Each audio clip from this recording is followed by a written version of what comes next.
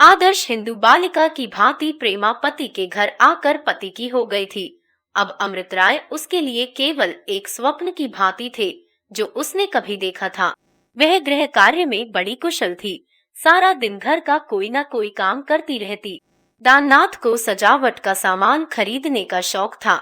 वह अपने घर को साफ सुथरा सजा हुआ देखना भी चाहते थे, लेकिन इसके लिए जिस संयम और श्रम की जरूरत है वह उनमें न था। कोई चीज ठिकाने से रखना उन्हें आता ही न था। ऐनक स्नान के कमरे के ताक पर रख दिया तो उसकी याद उस वक्त आती जब कॉलेज में उसकी जरूरत पड़ती। खाने पीने सोने जागने का कोई नियम न था। कभी कोई अच्छी पुस्तक मिल गई तो सारी रात जागते रहे, कभी सरे शाम से सो रहे तो खाने पीने की सुध न रही। आय व्यय की व्यवस्था न थी। जब तक हाथ में रुपए रहते बेदरेग खर्च किए जाते। बिना जरूरत की चीजें आया करती। रुपए खर्च हो जाने पर लकड़ी और तेल में किफायत करनी पड़ती थी। तब वह अपनी वृद्ध माता पर झुंझलाते, पर माता का कोई दोष न था। उनका बस चलता तो अब तक दाननाथ 4 पैसे के आदमी हो गए होते। वह पैसे का काम धेले में निकलना चाहती थी। कोई मेहरी कोई कहार उनके यहाँ टिकने न पाता था। उन्हें अपने हाथों काम करने में शायद आनंद आता था। वह गरीब माता पिता की बेटी थी। दाननाथ के पिता भी मामूली आदमी थे और फिर जिए भी बहुत कम। माता ने अगर इतनी किफायत से काम न लिया होता तो दाननाथ किसी दफ्तर के चपरासी होते। ऐसी महिला के लिए कृपणता स्वाभाविक ही थी। वह दाननाथ को अब भी वही बालक समझती थी जो कभी उनकी गोद में खेला करता था। उनके जीवन का वह सबसे आनंदप्रद समय होता था जब दाननाथ के सामने थाल रखकर वह खिलाने बैठती थी। किसी महाराज या रसोइये कहार या मेहरी को वह इस आनंद में बाधा न डालने देना चाहती थी।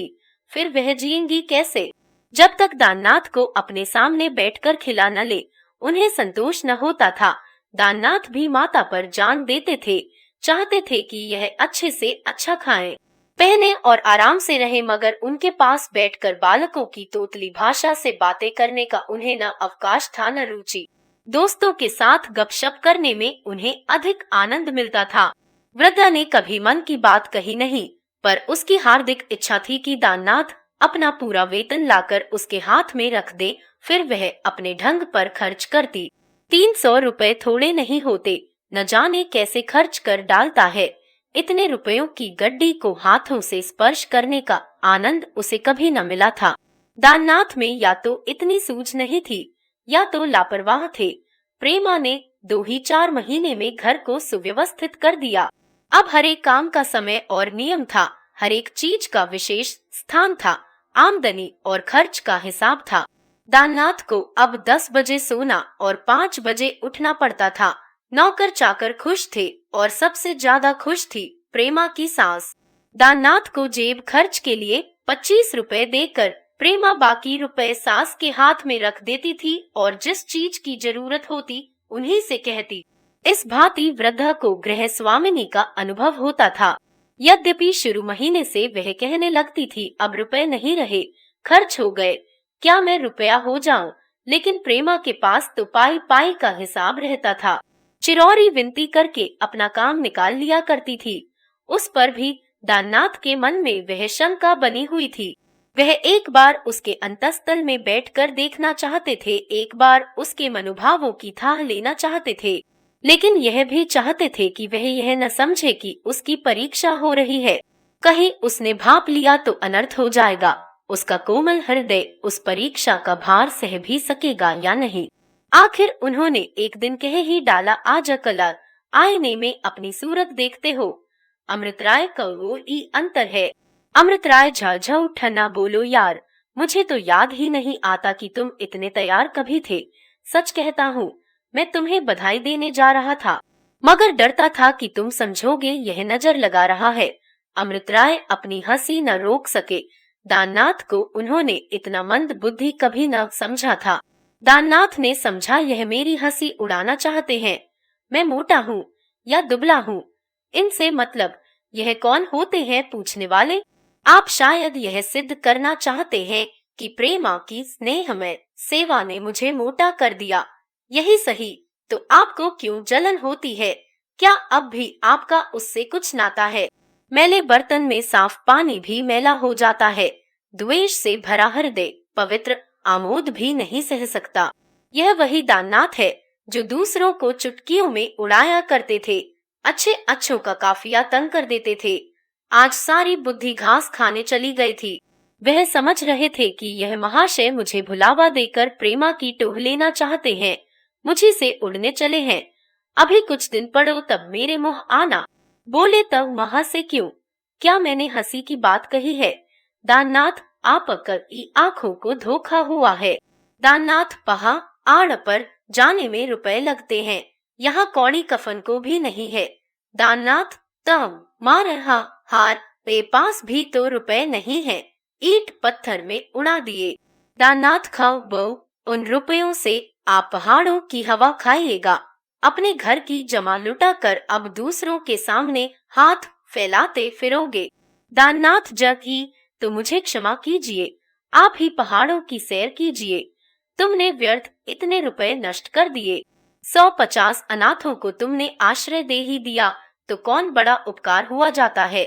हाँ, तुम्हारी लीडरी की अभिलाषा पूरी हो जाएगी। दाननाथ को उपकार शब्द से घृणा थी। स व आ को भी वह इतना ही घृणित समझते थे। उन्हें सेवा और उपकार के पर्दे में केवल अहंकार और ख्याति प्रेम छिपा हुआ मालूम होता था। अमृतराय ने कुछ उत्तर न दिया। दाननाथ कोई उत्तर सुनने को तैयार भी न थे। उन्हें घर जाने की जल्दी थी, अतएव उन्होंने भी उठकर हाथ बढ़ा दिया। दाननाथ ने हाथ मिलाया और विदा हो गए। घर पहुँचे तो प्रेमा ने पूछा, आज बड़ी देर लगाई, कहाँ चले गए थे? देर करके आना हो तो भोजन करके जाया करो। प्रेमा ने इसका कुछ उत्तर न दिया। हाँ में हाँ मिलाना न चाहती थी, विरोध करने का साहस न था। बोली, अचर छा चल कर भोजन तो कर लो। महाराजन कल से भुनभुना रही है कि यहाँ बड़ी देर हो जाती है, कोई उसके घर का ताला तोड़ दे तो कहीं की न रहे। दाननाथ दिल में अमृतराय को इतना नीच न समझते थे, कदापि नहीं। उन्होंने केवल प्रेमा को छेड़ने के लिए यह स्वांग रचा था। प्रेमा बड़े असमंजस में पड़ गई। अमृतराय की यह निंदा उसके लिए असह्य थी। उनके प्रति अब भी उसके मन में श्रद्धा थी। दाननाथ के विचार इतने कुत्सित हैं, इसकी उसे कल्पना भी न थी। बड़े बड़े तिरस्कार पूर्ण नेत्रों से देखकर बोली, मैं समझती हूँ कि तुम अमृतराय के साथ बड़ा अन्याय कर रहे हो। उनका हृदय विशुद्ध है, इसमें मुझे जरा भी संदेह नहीं। वह जो कुछ करना चाहते हैं उससे समाज का उपकार होगा या नहीं, यह तो दूसरी बात है। लेकिन उनके विषय में ऐसे शब्द मुंह से निकालकर तुम अपने हृदय का ओछापन दिखा रहे हो। बोले, माँ मुझे नहीं मालूम था कि तुम अमृतराय को देवता समझ रही हो, हालांकि देवता भी फिसलते देखे गए हैं।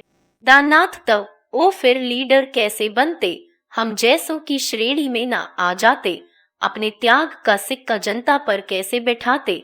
इतने में वृद्ध माता आकर खड़ी हो गई। दाननाथ ने पूछा, क्या है? अम्मा जी।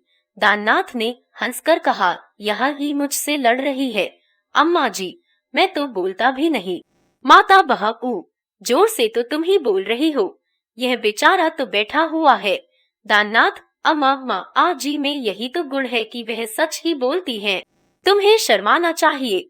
दाननाथ, तो मना ए भोजन क्यों न कर लिया?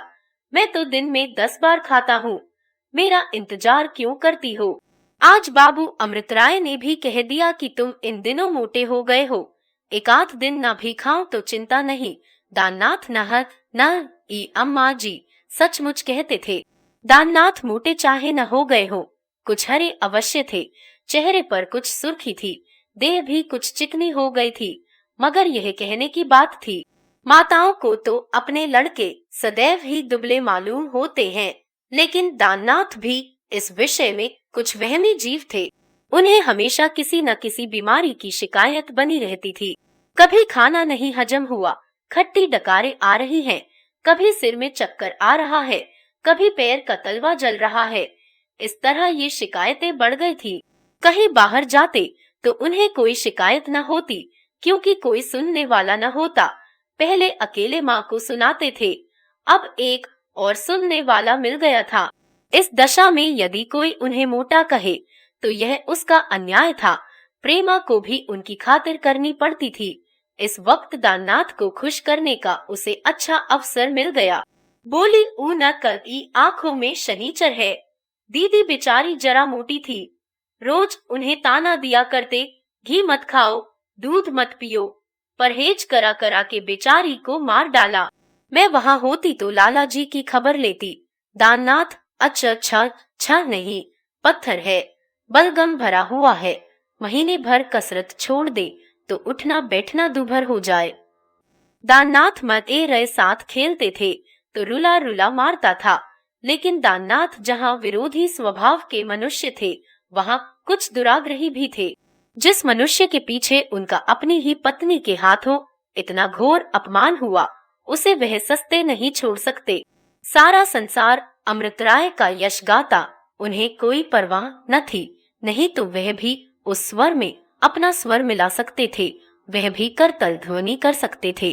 पर उनकी पत्नी अमृतराय के प्रति इतनी श्रद्धा रखे और केवल हृदय में न रख कर उसकी दुहाएं देती फिरे, जरा भी चिंता न करे कि इसका पति पर क्या प्रभाव होगा।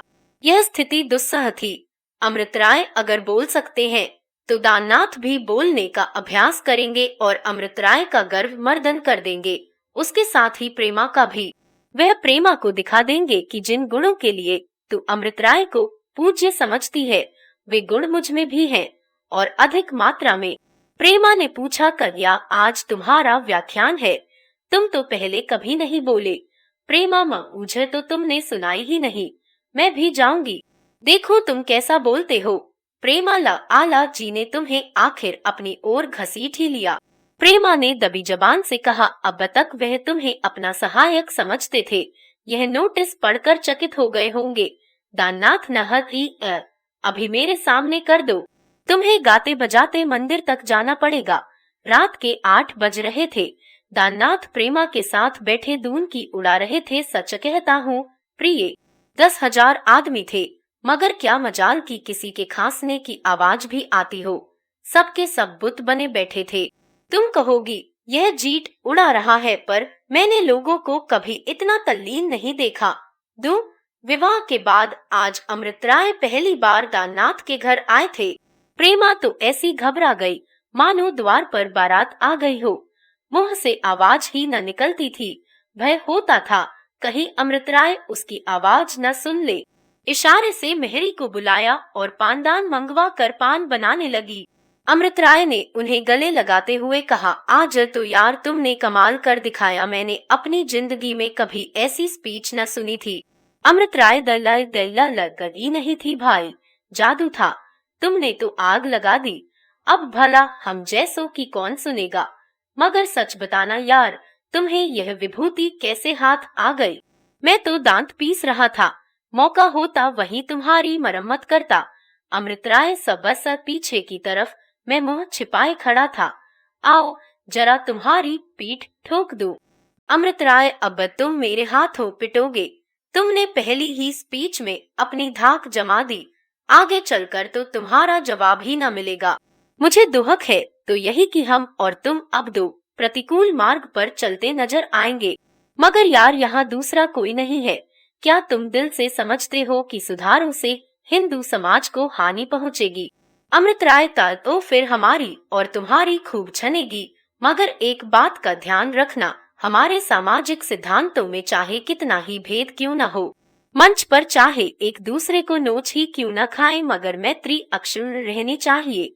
हमारे निज के संबंध पर उनकी आंच तक न आने पाए।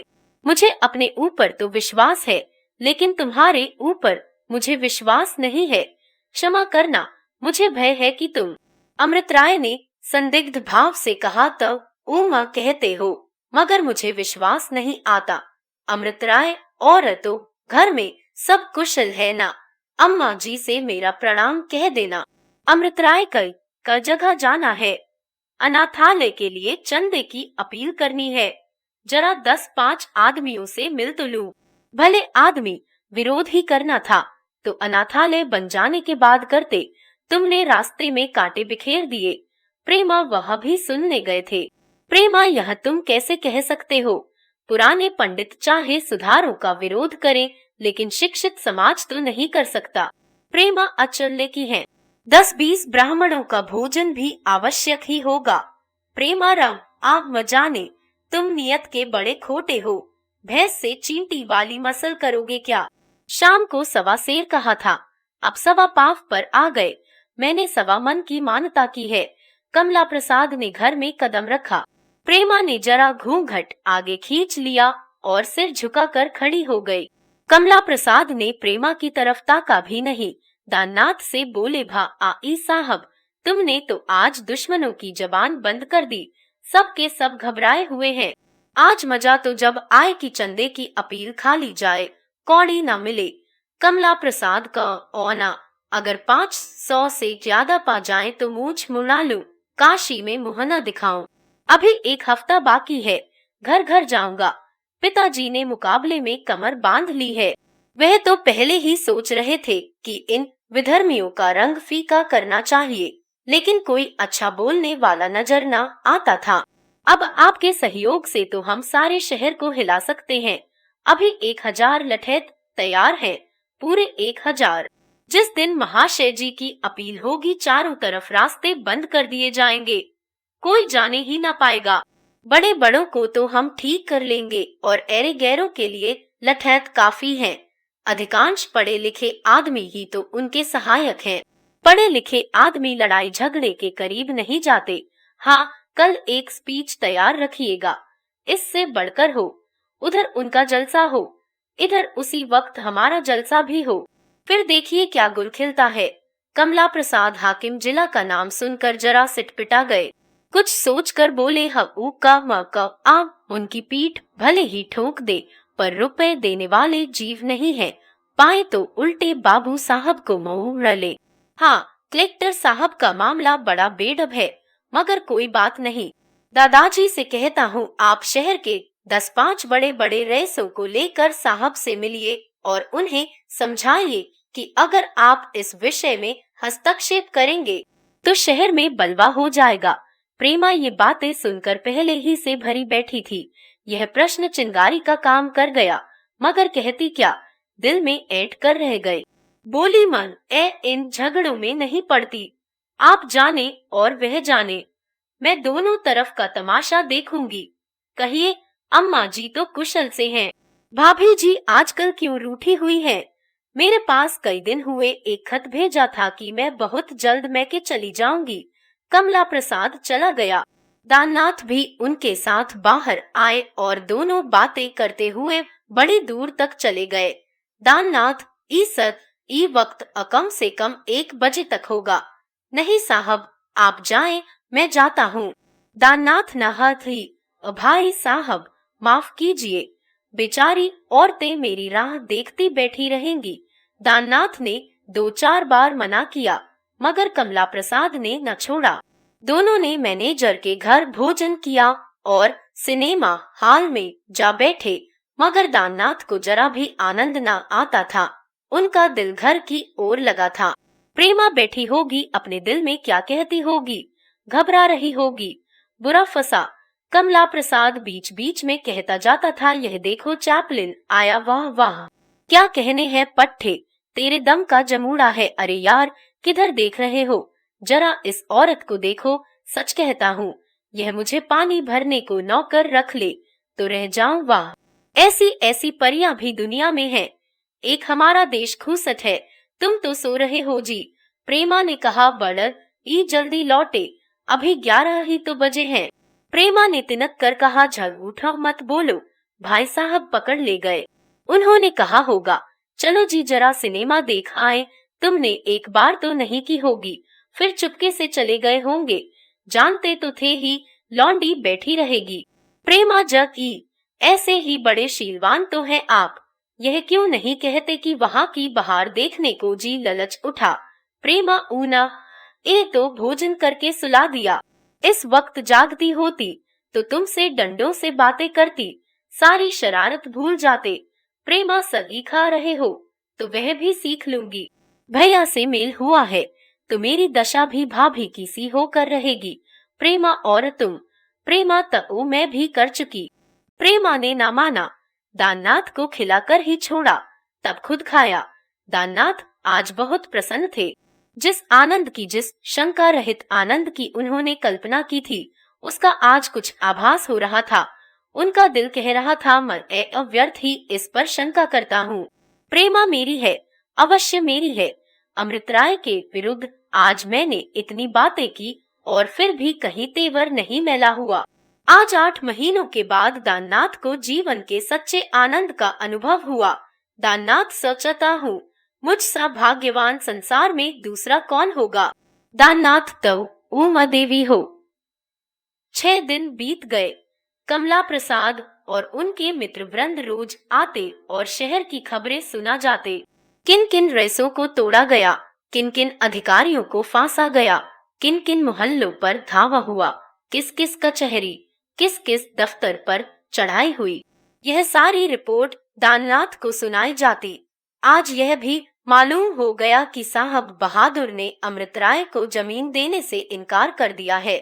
ईंट पत्थर अपने घर में भर रखे हैं, बस कॉलेजों के थोड़े से विद्यार्थी रह गए हैं, सो उनका किया क्या हो सकता है। दाननाथ इन खबरों को प्रेमा से छिपाना चाहते थे, पर कमला प्रसाद को कब चैन आता था। वह चलते वक्त संक्षिप्त रिपोर्ट उसे भी सुना देते। दाननाथ ने उदासीन भाव से कहा, माँ ऊझ ले जाकर क्या कीजिएगा, आप लोग तो हैं ही। दाननाथ, अब ई मेरा व्याख्यान तैयार नहीं हुआ है, उधर गया तो फिर अधूरा ही रह जाएगा। यह कहते हुए कमला प्रसाद अंदर चले गए। प्रेमा आज की रिपोर्ट सुनने के लिए उत्कंठित हो रही थी। बोली, ए भैया जी, आज तो समर का दिन है, प्रेमा माँ आर पीट न होगी। प्रेमा को बड़ी चिंता हुई। जहाँ इतने विरोधी जमा होंगे वहाँ दंगा हो जाने की प्रबल संभावना थी। कहीं ऐसा न हो कि मूर्ख जनता उन पर ही टूट पड़े। क्या उन्हें इन बातों की खबर नहीं है? सारे शहर में जिस बात की चर्चा हो रही है, क्या वह उनके कानों तक न पहुंची होगी? उनके भी तो कुछ न कुछ सहायक होंगे ही। फिर वह क्यों इस जलसे को स्थगित नहीं कर देते? क्यों अपनी जान के दुश्मन हुए हैं? आज इन लोगों को जलसा कर लेने दे। जब ये लोग जरा ठंडे हो जाएं, तो 2-4 महीने बाद अपना जलसा करे। मगर वह तो हठी जीव है, आग में कूदने का तो उन्हें जैसे मरज है। क्या मेरे समझाने से वह मान जाएंगे? कहीं ऐसा तो न समझेंगे कि यह भी अपने पति का पक्ष ले रही है। 4 बजे दाननाथ अपने जत्थे के साथ अपने जलसे में शरीक होने चले। प्रेमा को उस समय अपनी दशा पर रोना आया। ये दोनों मित्र जिनमें दांत काटी रोटी थी, आज एक दूसरे के शत्रु रहे हैं, और मेरे कारण अमृतराय से पहले मेरा परिचय न होता तो आज ऐसी लाग डांट क्यों होती। वह मानसिक व्यग्रता की दशा में कभी खड़ी हो जाती, कभी बैठ जाती। उसकी सारी करुणा, सारी कोमलता, सारी ममता उसे अमृतराय को जलसे में जाने से रोकने के लिए उनके घर जाने की प्रेरणा करने लगी। उसका स्त्री सुलभ संकोच एक क्षण के लिए लुप्त हो गया। एक बार भय हुआ कि दाननाथ को बहुत बुरा लगेगा, लेकिन उसने इस विचार को ठुकरा दिया।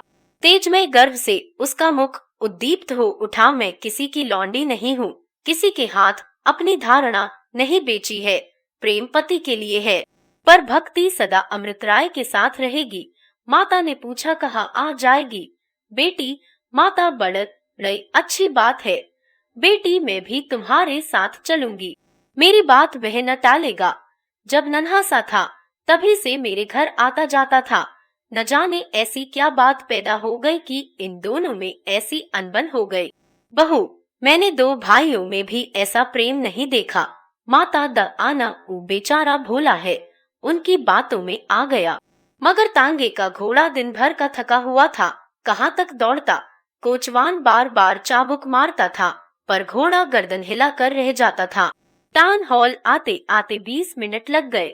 दोनों महिलाएं जल्दी से उतरकर हॉल के अंदर गईं, तो देखा कि अमृतराय मंच पर खड़े हैं और सैकड़ों आदमी नीचे खड़े शोर मचा रहे हैं। महिलाओं के लिए एक बाजू में चिके पड़ी हुई थी, दोनों चिक की आड़ में आ खड़ी हुई। भीड़ इतनी थी और इतने शोहदे जमा थे कि प्रेमा को मंच की ओर जाने का साहस न हुआ। कई आदमियों ने चिल्ला कर कहा, धर्म का द्रोही है। कई आवाजें, और क्या हो तुम, बताओ कौन कौन से वेद पढ़े हो। अमृत राय ने फिर कहा, मैं जानता हूँ, कुछ लोग यहाँ सभा की कार्यवाही में विघ्न डालने का निश्चय करके आए हैं। जिन लोगों ने उन्हें सिखा पढ़ा कर भेजा है उन्हें मैं जानता हूँ। अमृत राय के पक्ष के एक युवक ने झल्ला कर कहा, आपको यदि यहाँ रहना है तो शांत होकर व्याख्यान सुनिए, नहीं तो हॉल से चले जाइए। अमृत राय ने जोर से कहा, क्या आप लोग फसाद करने पर तुले हुए हैं? याद रखिए, अगर फसाद हुआ तो इसका दायित्व आपके ऊपर होगा। इस पर फिर चारों ओर तालियां पड़ी और कह कहो ने हॉल की दीवारें हिला दी। महिला ने प्रकंपित स्वर में कहा, सजग जना ओ, आपके सम्मुख आपकी बहन, आपकी कन्या खड़ी आपसे एक भिक्षा मांग रही है, उसे निराश न कीजिएगा। महिला, मैं आपके शहर के रईस लाला बद्री प्रसाद की कन्या हूँ और इस नाते से आपकी बहन और बेटी हूँ। ईश्वर के लिए बैठ जाइए। बहन को क्या अपने भाइयों से इतनी याचना करने का भी अधिकार नहीं है? यह सभा आज इसलिए की गई है कि आपसे इस नगर में एक ऐसा स्थान बनाने के लिए सहायता मांगी जाए जहां हमारी अनाथ आश्रयहीन बहनें अपनी मान मर्यादा की रक्षा करते हुए शांति से रह सके। कौन ऐसा मोहल्ला है जहां ऐसी 10-5 बहनें नहीं हैं? उनके ऊपर जो बीतती है वह क्या आप अपनी आँखों से नहीं देखते? कम से कम अनुमान तो कर ही सकते हैं। वे जिधर आंखें उठाती हैं उधर ही उन्हें पिशाच खड़े दिखाई देते हैं, जो उनकी दीनावस्था को अपनी कुवासनाओं के पूरा करने का साधन बना लेते हैं। हमारी लाखों बहनें इस भांति केवल जीवन निर्वाह के लिए पतित हो जाती हैं। क्या आपको उन पर दया नहीं आती? मैं विश्वास से कह सकती हूँ कि अगर उन बहनों को रूखी रोटियों और मोटे कपड़ों का भी सहारा हो तो वे अंत समय तक अपने सतीत्व की रक्षा करती रहे। स्त्री हारे दर्जे की दुराचरिणी होती है। अपने सतीत्व से अधिक उसे संसार की और किसी वस्तु पर गर्व नहीं होता, न वह किसी चीज को इतना मूल्यवान समझती है। आप सभी सज्जनों के कन्याएं और बहनें होंगी, क्या उनके प्रति आपका कोई कर्तव्य नहीं है? और आप लोगों में ऐसा एक भी पुरुष है जो इतना पाषाण हृदय हो? मैं यह नहीं मान सकती। यह कौन कह सकता है कि अनाथों की जीव रक्षा धर्म विरुद्ध है? जो यह कहता है वह धर्म के नाम को कलंकित करता है। दया धर्म का मूल है। मेरे भाई बाबू अमृत राय ने ऐसा एक स्थान बनवाने का निश्चय किया है। वह अपनी सारी संपत्ति उस पर अर्पण कर चुके हैं। अब वह इस काम में आपकी मदद मांग रहे हैं। जिस आदमी के पास कल लाखों की जायदाद थी आज भिखारी बनकर आपसे भिक्षा मांग रहा है। आप में सामर्थ्य हो तो भिक्षा दीजिए, न सामर्थ्य हो तो कह दीजिए, भाई दूसरा द्वार देखो, मगर उसे ठोकर तो न मारिए, उसे गालियां तो न दीजिए। यह व्यवहार आप जैसे पुरुषों को शोभा नहीं देता। दूसरे सज्जन बोले, और बाबू दाननाथ भी तो हैं। एक मोटे ताजे पगड़ी वाले आदमी ने कहा, और जो हम कमला प्रसाद बाबू से पूछाए दे, हम का यहाँ का लेबे का रहा जॉन औतेन, वही लोग भेजेन रहा, तब आयन। प्रेमा ने इसी तरह कोई आध घंटे तक अपनी मधुर वाणी, अपने निर्भय सत्य प्रेम और अपनी प्रतिभा से लोगों को मंत्रमुग्ध रखा। उसका आकस्मिक रूप से मंच पर आ जाना जादू का काम कर गया। महिला का अपमान करना इतना आसान न था जितना अमृत राय का। पुरुष का अपमान एक साधारण बात है, स्त्री का अपमान करना आग में कूदना है। फिर स्त्री कौन? शहर के प्रधान रईस की कन्या। लोगों के विचारों में क्रांति सी हो गई। जो विघ्न डालने आए थे वे भी पग उठे। जब प्रेमा ने चंदे के लिए प्रार्थना करके अपना आंचल फैलाया तो वह दृश्य सामने आया जिसे देखकर देवता भी प्रसन्न हो जाते। सबसे बड़ी रकमें उन गुंडों ने दी जो यहाँ लाठी चलाने आए थे। गुंडे अगर किसी की जान ले सकते हैं तो किसी के लिए जान भी दे सकते हैं। उनको देखकर बाबुओं को भी जोश आया। जो केवल तमाशा देखने आए थे वे भी कुछ न कुछ दे गए। जनसमूह विचार से नहीं आवेश से काम करता है। समूह में ही अच्छे कामों का नाश होता है और बुरे कामों का भी। कितने मनुष्य तो घर से रुपए लाए, सोने की अंगूठियों, ताबीजों और कंठों का ढेर लग गया, जो गुंडों की कीर्ति को उज्जवल कर रहा था। 10-20 गुंडे तो प्रेमा के चरण छू कर घर गए।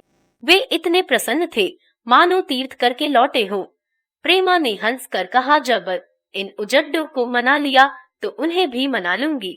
प्रेमा ने कठोर होकर कहा, अपना यही हाथ हो तो